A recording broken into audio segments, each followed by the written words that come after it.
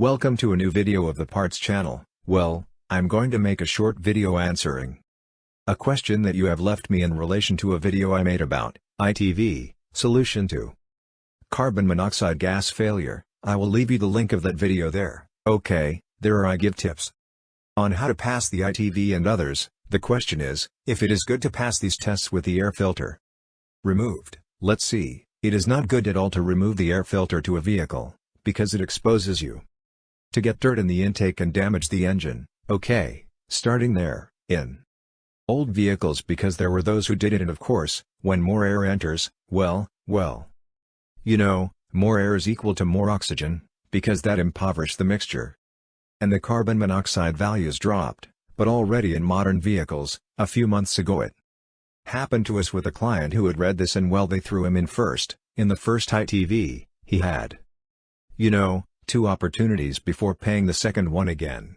Well, he came to the workshop and we told him, the only thing you have to do here is, apart from putting the car in a cane, is to give it a shoe, step on it a little before the ITV, which you already know that the catalyst is hot.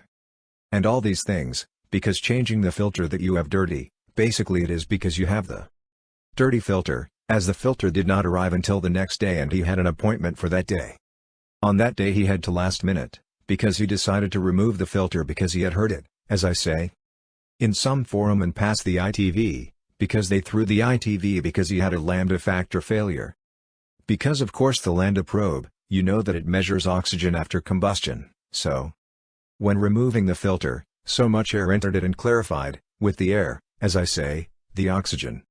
And what this probe does is that it gives those values to the AQ. The AQ tries to compensate it with gasoline, I mean, injecting gasoline into the mixture. And how much was the amount of air? Because it did not compensate, it could not compensate for that. And what does it do?